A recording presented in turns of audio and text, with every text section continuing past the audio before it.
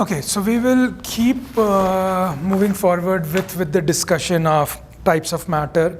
So we saw the 3 types of matter in the last class, and then we saw 2 different types of matter. One at high temperature, that was plasma, and the other was degenerate matter, that was produced at high pressure conditions, right? So 2 types of degenerate matter. One was electron degeneracy, right? So that happens when you have a sun, that sun is dying. And when do you think that the sun dies? What do I mean by sun dying? The fusion process stops. What fusion? Hydrogen. So if the hydrogen process stops in some of these stars, you will have helium fusion. So there is a sequence of things that, like, there are other fusion reactions that can happen. But in general, like the timelines of the helium burning process or the carbon burning process, burning as in fusion, are very small as compared to the hydrogen burning process, the hydrogen fusion process that we have in main sequence stars, right? So like a star, the longest period of time that a sun has, that any star has, is during that hydrogen burning phase. And that is why that's what we say a star stays as a main sequence star, okay? But when all these fusion processes stop, then there is this immense gravitational, so when you have the fusion, that fusion is acting against the gravitational collapse. So that is why the sun doesn't collapse. But when there is nothing for it to stop it from collapsing, then the only thing that stops it from collapsing is Pauli's exclusion principle. Like, it will take it to a point that no 2 electrons will be able to, not more than 2 electrons will be able to stay in that one orbital, but still it is getting compressed, so the electrons will just start jumping into a higher energy state. That's called a electron degeneracy state. Okay. Now, there could be, so these compounds, like these kinds of material, will have huge densities. Now, the process does not stop here.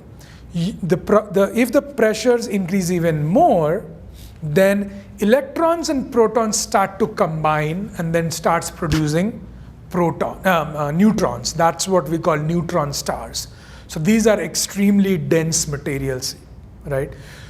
The idea why are we discussing about plasma and degenerate matter when clearly we have seen life made up of only solid, liquid, and gas? Why are we even discussing plasma and degenerate matter? What is the point of discussing this?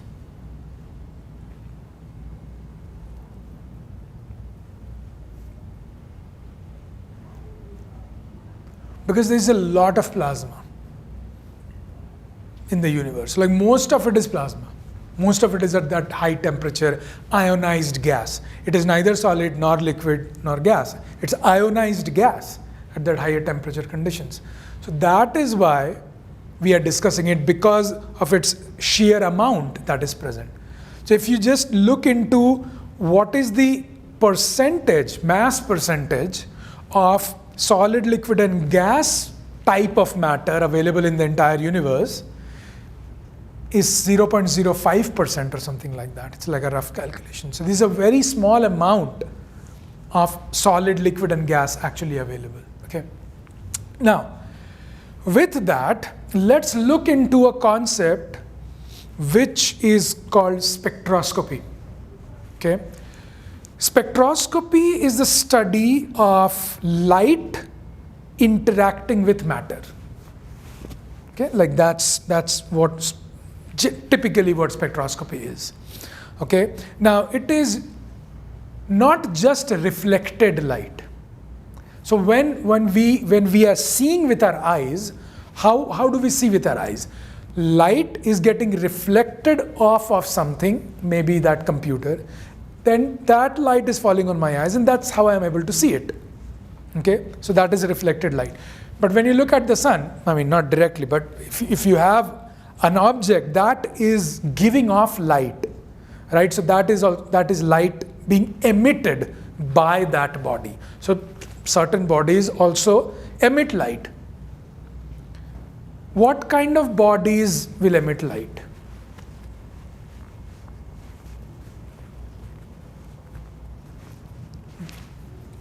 Do you emit light? There should be one source of producing that, maybe some reaction. Sure, sun, for example. Light is an energy, so if heat energy or chemical energy is being produced, that can be converted to light energy. And it's Sure. So my question is this chair giving off light? In a way it is. The only thing is, the wavelength in which this thing is emitting, we cannot see that wavelength. So every body is emitting some kind of light. Now, when we say light, typically we are referring to the visible part of the electromagnetic spectrum. That's what we typically say light. But light is a part of this, so the visible light is a part of this entire spectrum, in which you have, so this is called the electromagnetic radiation or electromagnetic spectrum. Okay, so there are radiations in the universe, and each radiation has a characteristic frequency in which that light is being that radiation has, like that's a property of that radiation.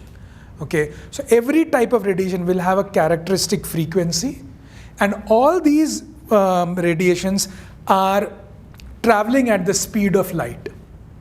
So there is a formula that relates to the energy of each radiation. Does anyone know that energy? equals hc by lambda or equals h nu. So energy of any radiation can be calculated if you just multiply the Planck's constant by the frequency. So you can get the Planck's constant. We will not get into like the energy, but what I want you to understand is energy is proportional to the frequency of the radiation. So when you increase the frequency, the energy of that radiation increases. And frequency is inversely proportional to the wavelength, correct?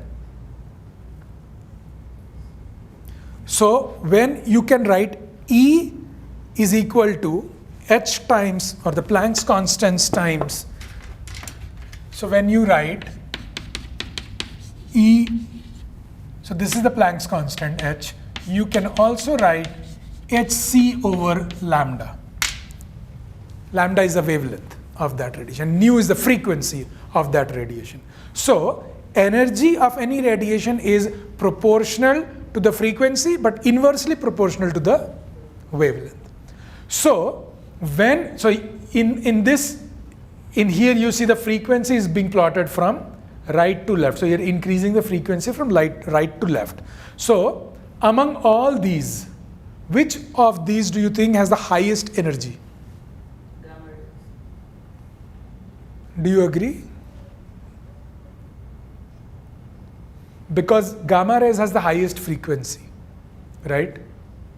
That is why gamma rays will have the highest energy, right? Also, these demarcations, so you also have to understand that when we say UV rays or gamma rays or X rays or infrared, we are always talking about a range of frequency or a range of wavelengths. It is not just one wavelength that we are talking about. So whenever we say UV light is coming to the surface of Earth and we are applying sunscreen. So we are applying sunscreen for us to be protected from radiation of this wavelength. So there is a It's not just one wavelength, say 254 nanometer. It's not that. It is this range of wavelength that we are referring to. Okay? Similarly, when we are talking about visible, it's a range that goes from about 400 nanometers to about 600 nanometers in wavelength. So which is the highest energy? 400 or the 700? 400, right? So lesser the energy, so lesser the wavelength, more is the energy. There are also interesting phenomenon that happens because of wavelength. One of the important phenomenon is dispersion. Okay, why do you think any signal that we think should be, any cautionary signal is red in color? Why not purple in color? What is the reason that when you have a stop sign, it's a red in color, or you have an exit sign glowing somewhere, it is red in color? Why not anything else? Why not blue? Don't think about the signs here. Just think what would happen to that blue versus the red. Just think about it.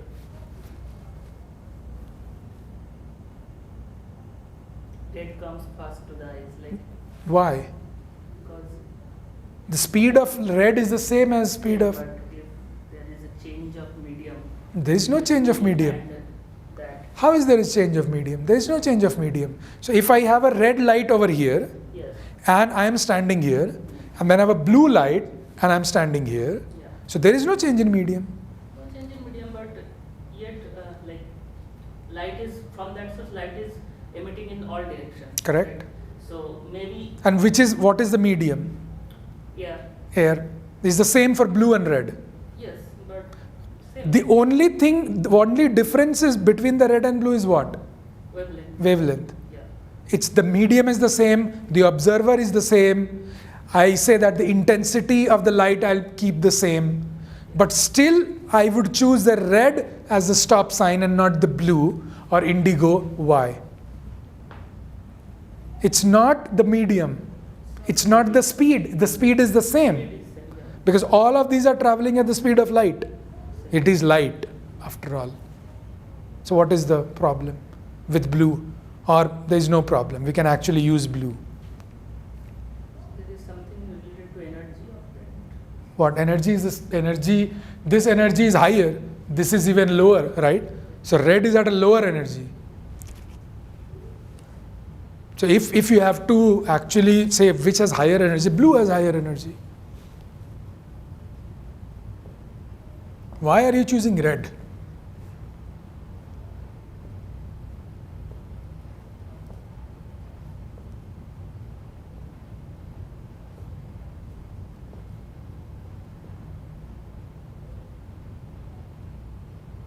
It doesn't disperse easily. So the dispersion factor is a 1 over lambda to the power 4 dispersion rate law is like, so the more wavelength you have, the lesser dispersion you have. So it's inversely proportional. When you have more wavelength, you have lesser dispersion. So red having more wavelength comes to your eyes with lesser dispersion. So the visibility of red is more over a distance. So red light will be visible over a longer distance because it is getting dispersed less. That's why we use red. Okay? It's the dispersion. The energy and everything is actually the energy is more here. Okay? Now, there is a concept called black body radiation. Okay? And I'll not go into the details of that. But the idea is every body is emitting some type of energy. Everybody is emitting some type of energy. The sun happens to emit energy in what wavelength? In this wavelength, the majority of that, because that's what we are seeing, right? So the sun is, yes, the sun is also radiating in some other wavelengths. The UV is also coming from sun, but it's also, it's this wavelength that, and what is the color of sunlight? The average color, is it reddish, bluish, when it is noon time? Kind of yellowish, right? So it's kind of in this region between 600 to 500 in this spectrum. The other thing is, why? Okay, so our eyes, we can only see the visible light, right? That's why we are calling it the visible light. So actually what is happening, we are only able to see this spectrum, and we happen to call this the visible spectrum because we can see in that. Correct? My question is, why can't you see in the IR? There are certain cats who can do that. There are certain, not just cats, there are certain, there are more animals who can actually see in different wavelengths, and specifically the IR. We emit light in IR. So you will see that in movies or even in real life, when there are like a SWAT team going in the night, so they are using night vision goggles. What is night vision? What is the night vision allowing you to do? You can see things in infrared. That's what you are doing. Because we, human beings or any living body, emits light in that wavelength. Like that's the wavelength, that's the energy. So our eyes cannot see in that wavelength, but this extra thing can allow us to see in that wavelength. But my question is, why don't we see things in that wavelength? Because our eyes and our brains are not calibrated. I am not sure. That's the question. Like, why is your eye or brain just calibrated to this 400 to 700 nanometer? Why not more than that?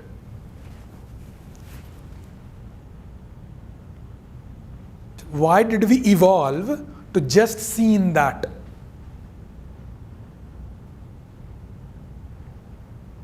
Because how do we actually see? Reflection, like reflected light, that's what we see. And what is the light that is getting reflected most of the time? Sunlight. Sunlight is what is. So there is a hypothesis that we have evolved to just see this part of the spectrum plus minus something. Because this is the part where sunlight's intensity is the highest. Does that make sense? Because sun is emitting at different kinds of wavelengths, but its intensity is highest around this wavelength. That is why the people who are dependent on sunlight to see things will naturally evolve to see this plus minus something. So if we evolve a little bit more, maybe this will open up, but we have not, because we don't rely that much. So why do cats or some animals have evolved in the IR? Why did they evolve to have IR while we did not? So their survival was dependent on seeing at night. You don't have the sunlight, so you need to see things. And how will you see? You will see the IR, and that's why you develop that skill. You evolve into seeing that. You don't need the UV, you need the IR, right? So this is the electromagnetic spectrum. So that all these rays, we use microwaves, we use AM, FM, radio waves, right? So like this, these all are the things that we use. Some of you guys are doing X-ray diffraction. So these are the X-rays. It's just a particular frequency, it's just a particular energy, right? So energy, wavelength, and frequency, these are all interrelated by this formula. E is equal to hc by lambda, okay? Now, let's look into how matter and light interact with each other. The other question that I generally ask in the class is, why can't you see an atom?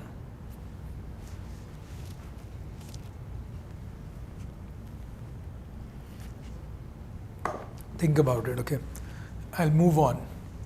Let's look into a concept called the hydrogen spectrum. Okay? We'll also talk about an absorption spectrum and an emission spectrum.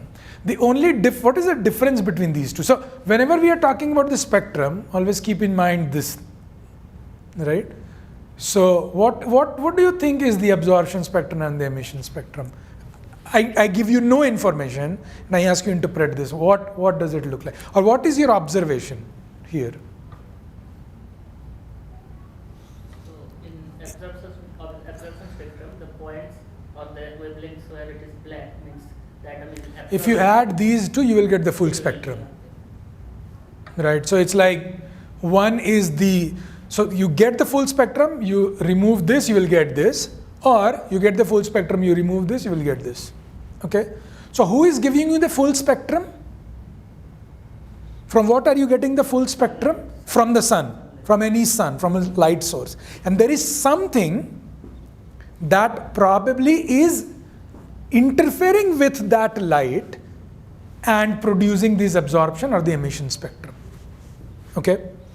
Now, let's look into the emission spectrum first. So, forget about all that. Coming back to, if I have a bigger, yeah, okay, this is a bigger.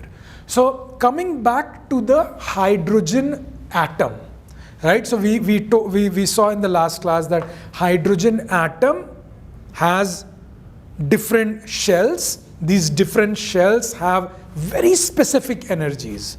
And the energies we could find out by the formula minus 13.6 Z square by n square, where Z is atomic number and n is the nth shell. So for hydrogen, n becomes, for Z becomes 1, right? N, whatever, so the first energy shell of hydrogen will have 13.6 electron volt, 13.6 over 1 squared. So the second shell will have minus 13.6 over 2 squared, third will have minus 13.6 over 3 squared, and so on. Similarly, for a hydrogen, for a Bohr's model, I'm just keeping in that, every atom will have its very specific energy. So every element has a very specific set of energies, right? None of these or all of these are very unique. They don't overlap much. So if each of these shells are very unique in energy, the difference between them will also be very unique, right? Because each of them are unique. So the difference in energies will also be very unique. So for example, if you have, so this is the hydrogen. So the first, n is equal to 1, has a minus 13.6 electron volt. The second has minus 3.4. The third has minus 1.5. The fourth one has minus 8.5, and so on and so forth. You can have all these. Now imagine there is an electron sitting in the first orbit. It gets enough energy that so if I put in 10.2 electron volt in this shell, what will be the energy of that electron? So it has minus 13.6. I add to that 10.4. What does the energy become? 3.4. So what do you think that electron is going to do? Can it sit in that? No. What will it do? It will jump to the next one. That becomes an excited electron. This one was ground. Then when an electron becomes excited, it goes to the next one. It becomes an excited electron. An excited electron cannot remain excited always, because an excited state, is it stable or not stable? It's not stable, right? Because it is highly energetic. What will it try to do? So if I'm really excited, I'm at 3.4, but I cannot stay there for long, what will I do? Try to lose some energy. And what energy? What is some? Will it lose 2 volt, 2 electron volt? exact that much energy. It has to lose a very specific energy to come back to this ground state. And that energy corresponds to a wavelength, because we saw that energies are related to wavelengths. So when that electron released its energy by coming back to this, it will release a very specific energy, and that energy will be a very specific wavelength, and that is what you're seeing in here. Make sense? Now imagine a mole of hydrogen atoms, and all these different moles of hydrogen atoms, some of them are jumping to the first state. From N1 it is going to N2. Some of them are jumping from N1 to N3, third shell. Some of them can jump to the fourth shell. Some of them can jump to the fifth shell, and so on and so forth. So in these lines that you see, you can jump from N1 to N2, right? Then N1 to N3. You can go from N1 to N4 and so on. And then it will come back and release that exact same amount of energy. Okay? You can also go from N2 to N3, N2 to N4. So all these combinations. But the great thing about, and then it will come back and release that same energy, right? The great thing about this is there will be only a set number of these energy differences, because hydrogen is unique, and so is everything else. Every atom is unique in that. So the energy differences are unique. So if you want to do it, so there will be a 10.2 electron volt energy difference between these two, and that you can find out in the emission spectrum. There will also be an energy difference between these two, N3 and N1. There will also be a difference between N4 and N1, so on and so forth, correct? So all these different energy differences are very specific to hydrogen, correct? Now, if you have all these, because at any given point of time, if a hydrogen atom is, or if there is not one atom, right? So there are always like moles of atoms or something like that. So when all those moles of atoms are interacting with the light, they will emit all those wavelengths of light corresponding to these energy differences, all those different possible combinations that are there. And it will have a very specific fingerprint on the spectrum. So hydrogen will have its own emission spectrum, oxygen will have its own energy spectrum, and so on and so forth. So this is called the emission spectrum. So when you have an atom that is emitting that energy by dropping down, so it absorbed the energy and then came back to the energy and released that very specific wavelength.